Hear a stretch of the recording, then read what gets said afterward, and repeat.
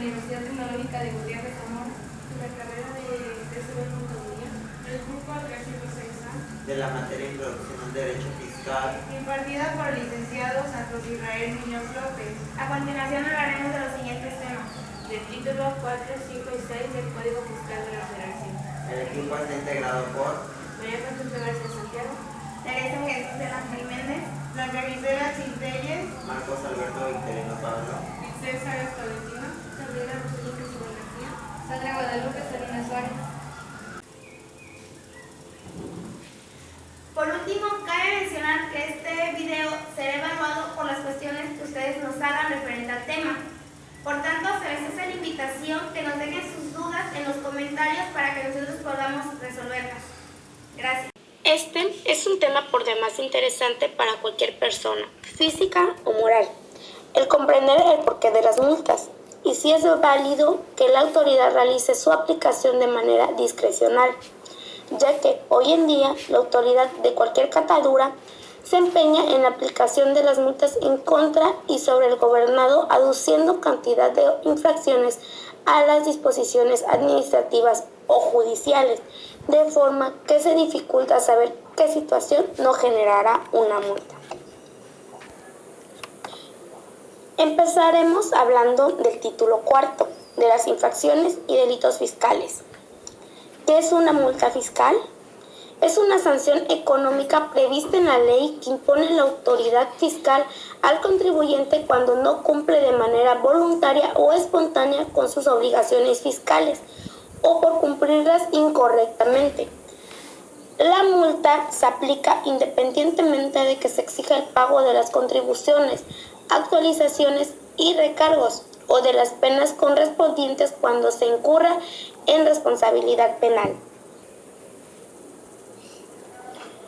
En materia fiscal, son responsables en la comisión de las infracciones previstas en este código las personas que efectúan o caen en los supuestos que la ley considera, así como aquellas que omitan el cumplimiento de obligaciones previstas por las disposiciones fiscales, incluyendo también aquellas personas físicas o morales que lo hagan fuera de los plazos establecidos, de acuerdo con el artículo 71 del Código, por lo que los infractores se clasifican en atención a la conducta desplegada.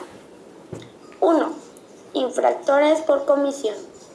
Son todos aquellos infractores que realicen o ejecuten actos tendientes a contravenir los supuestos enmarcados en términos del capítulo 1 del título 4 del Código Fiscal.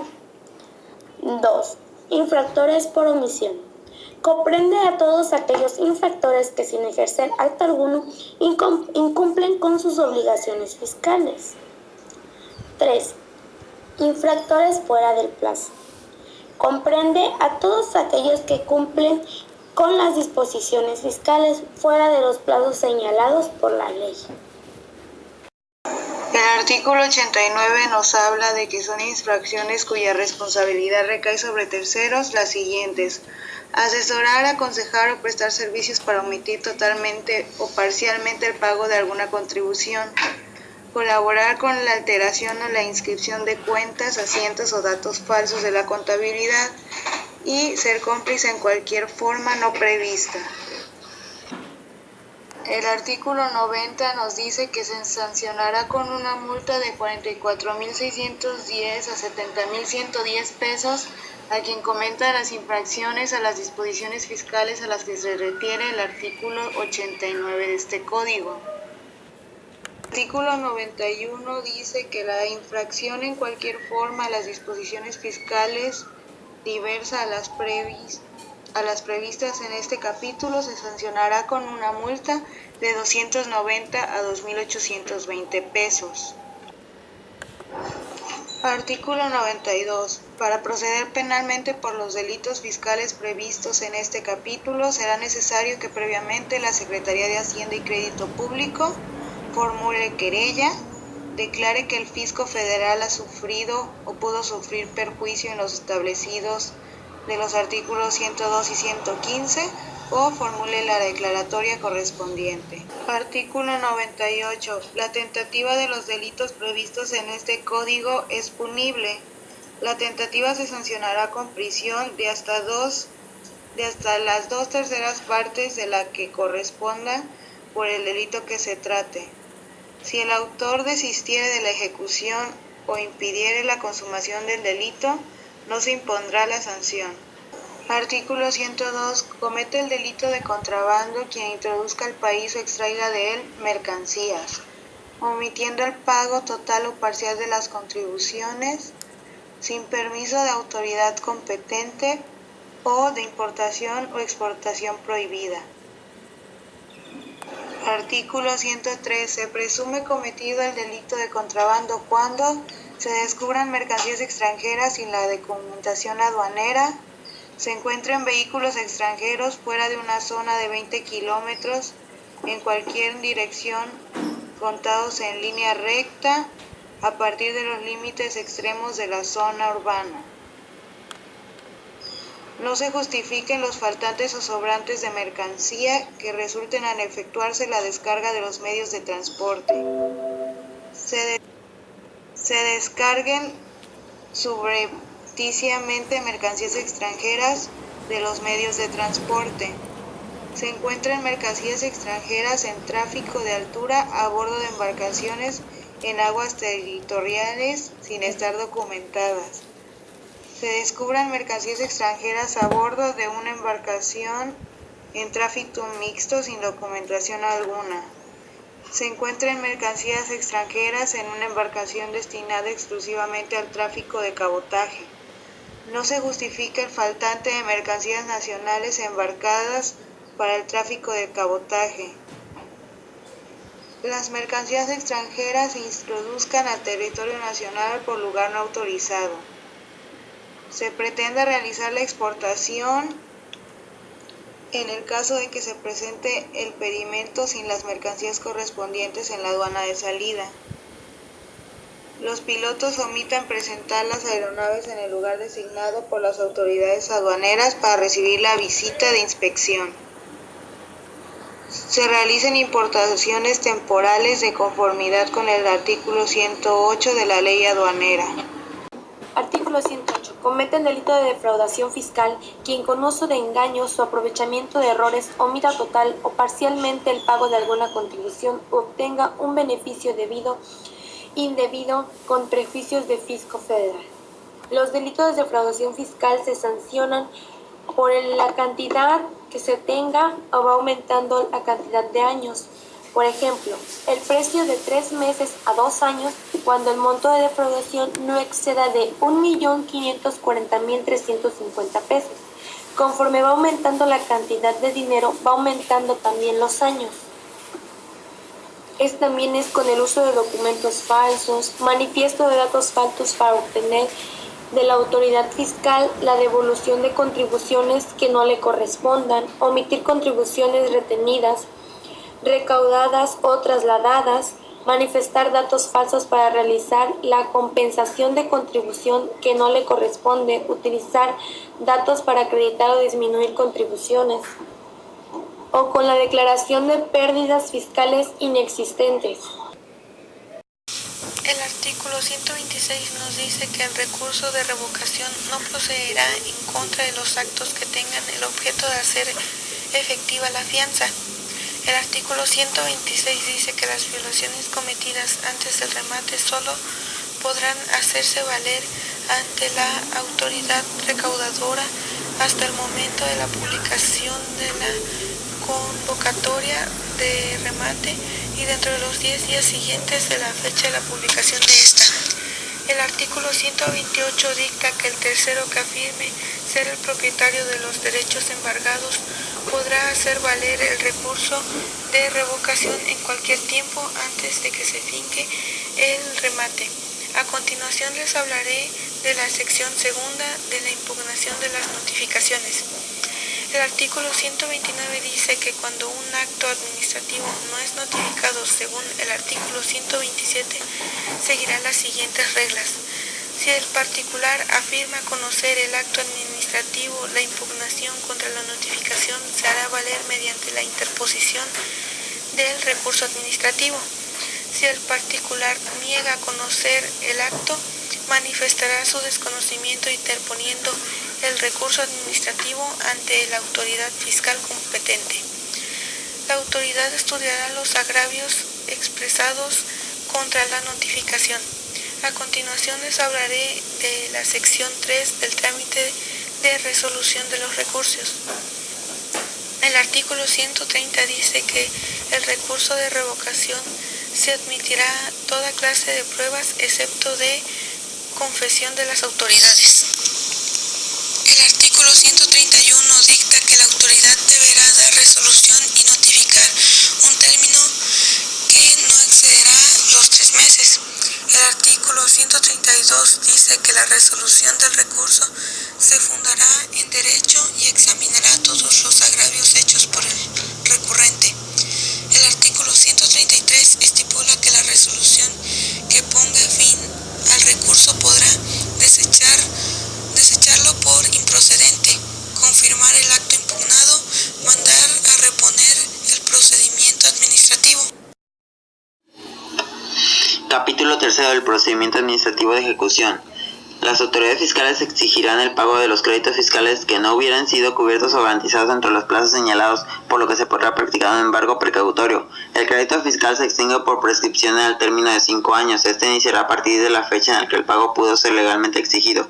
Las controversias que surjan entre el fisco federal y los fiscos locales relativas al derecho de preferencia para recibir el pago de los créditos fiscales se resolverán por los tribunales judiciales de la Federación. Cuando el procedimiento administrativo de ejecución concurran contra un mismo deudor, el fisco federal con los locales y organismos descentralizados que sean competentes en cobro de las contribuciones de carácter federal, la Secretaría de Hacienda y Crédito Público iniciará el procedimiento administrativo de ejecución por todos los créditos fiscales federales omitidos.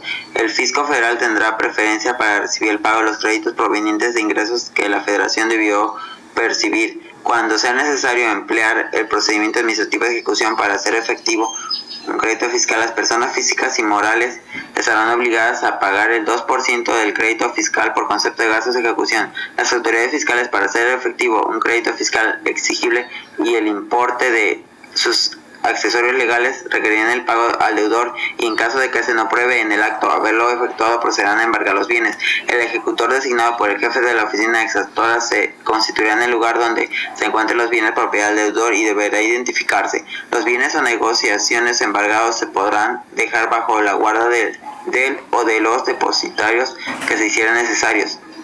El embargo podrá ampliarse en cualquier momento del procedimiento administrativo de ejecución cuando la oficina ejecutora estime que los bienes embargados son insuficientes para cubrir los créditos fiscales. La persona con quien se entienda la diligencia de embargo tendrá derecho a señalar los bienes que en este se deba trabar, siempre que los mismos sean de fácil realización o venta.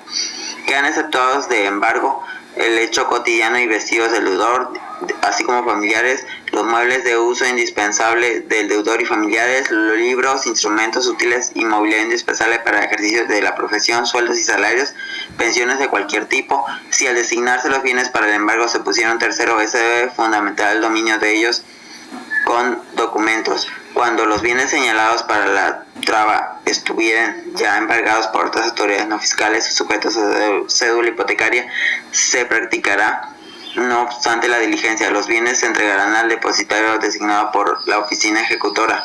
El embargo de créditos será notificado directamente por la autoridad fiscal a los deudores del embargo. El dinero, metales preciosos, alhajas y valores mobiliarios embargados se entregarán por el depositario a la oficina ejecutora en previo inventario dentro de un plazo que no excederá las 24 horas. Artículo 162. Si el deudor o cualquier otra persona impidiera materialmente el ejecutor el acceso al domicilio de aquel o en el lugar en el que se encuentren los bienes, siempre que el caso lo requiera, el ejecutor solicitará el auxilio de la policía o de otra fuerza pública para llevar adelante el procedimiento de ejecución. Artículo 163. Si durante el embargo la persona con quien se entienda la diligencia no abriera las puertas de las construcciones, edificios o casas señalados para la traba o en las que se presuma que existen bienes muebles embargables, el ejecutor, previo acuerdo al fundador del jefe de la oficina ejecutoria, hará que ante 2 testigos sean rotas las cerraduras que fuera necesario para que el depositario tome posesión del inmueble o para que siga adelante la diligencia. Sección tercera de la intervención. Artículo 164. Cuando las autoridades fiscales embarguen negociaciones, el depositario designe tendrá el carácter de interventor con cargo a la caja o de administrador. Sección cuarta del remate. Artículo 173. La enajenación de bienes embargados procederá. Fracción 1. A partir del día siguiente a aquel en que se hubiese fijado la base en los términos del artículo 175 de este artículo. Fracción 2. En la caso de embargo precautorio a que se refiere el artículo 145 de este Código, cuando los créditos se hagan accesibles y no se paguen en el momento del requerimiento. Fracción 3. Cuando el embargado no proponga comprobador dentro del plazo a que se refiere la fracción 1 del artículo 192 de este Código. Fracción 4. Al quedar firme la resolución confirmatoria de aquel de acto impugnado recaído en los medios de defensa que se hubieran hecho valer. Artículo 175. La base para enajenación de los bienes inmuebles embargados será el de avalúo y para las negociaciones el valor pericial, ambos conforme a las reglas que establezcan el reglamento de este Código.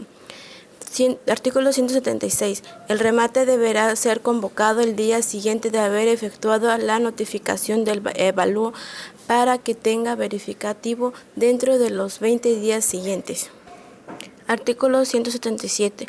Los acreedores que aparezcan del certificado de gravemente correspondientes a los últimos 10 años, el cual deberá obtenerse oportunamente, serán notificados personalmente o por medio de buzo tributario del periodo de remate señalado en la convocatoria y, en caso de no ser factible, hacerlo por alguna causa a que se refiere a la fracción 4 del artículo 134 de este Código. Se tendrá como notificado a la fecha.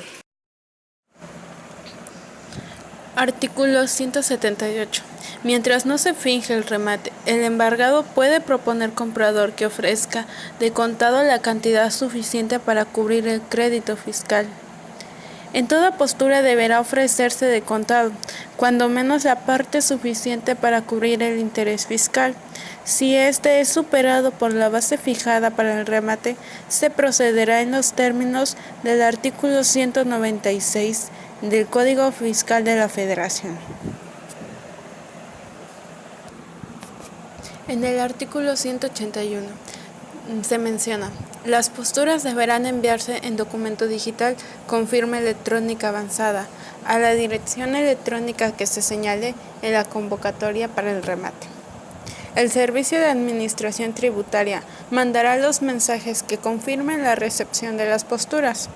Dichos mensajes tendrán las características que a través de reglas de carácter general emita el órgano citado.